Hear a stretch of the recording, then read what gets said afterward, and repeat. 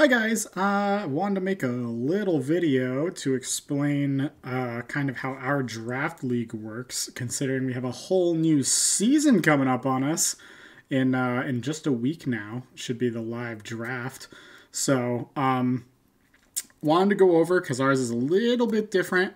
This is kind of the sheet we're going to be using during the stream of the draft, but I kind of wanted to explain how it all works. So, if you're unfamiliar to Draft League, welcome. Thank you for taking time to watch the video. But generally how it works is everybody in the Draft League gets an opportunity to draft 12 Pokemon. Well, 12 Pokemon, I say in quotes, but it's mostly up to however you want to do it. Some people break it down to specifically everybody gets a certain amount, like this one is. Some people do it in a different way where they do like a point budget, but we're going to focus on this one for now. So our Pokemon are broken out into tiers, and we tiered them ourselves. This isn't using the traditional OU, UU, or anything like that. We did it all ourselves just because that's the way we wanted to do it. So it's really up to however the organizer of the draft league wants to do it, but this is how we're doing it. So we have our own S tiers, we have our own A tiers, so on and so forth. But generally, the way a draft league works is everybody goes around in a turn and picks Pokemon that they want to be on their big team. Once a Pokemon's picked, nobody else can pick that Pokemon. So, for example, here, we're going to go really quick. Just boom. Yes, that one. There we go. We're going to say this person right here picked big old Chi-Yu. I know he's huge on the screen right now. Big old Chi-Yu as their S tier. Now he's small.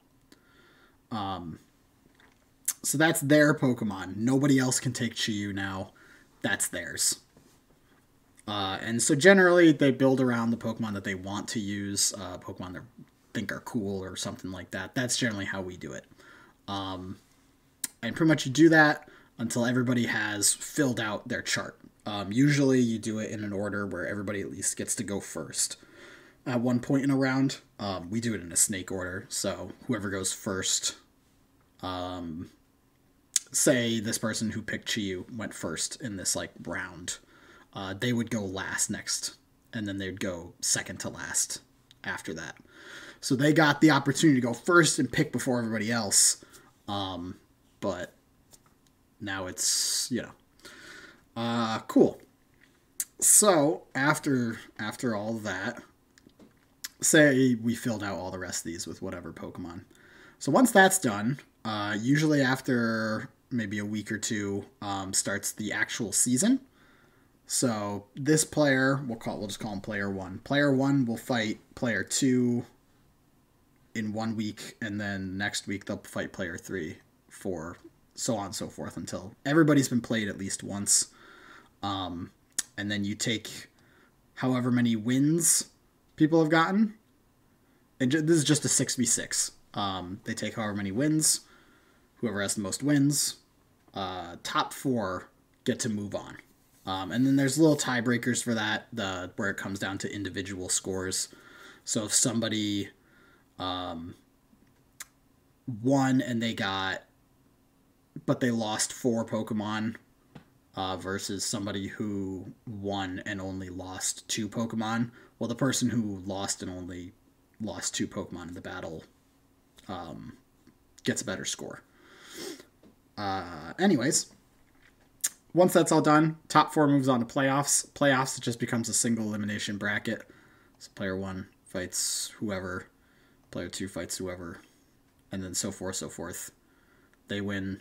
Whoever wins here, and they fight in the finals, and then that's the end of the season. And whoever wins that wins the whole thing. Ours is pretty relaxed.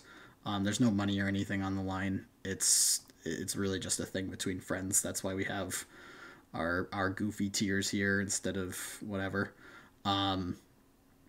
Cool. The special thing we're doing over here is this is how we're going to be handling terrestrialization. So terrestrialization was a little wacky last season. We let it just rock. We let whoever do whatever they wanted to do. This season, we're gonna control it a little bit more because people felt that it was a little too wild.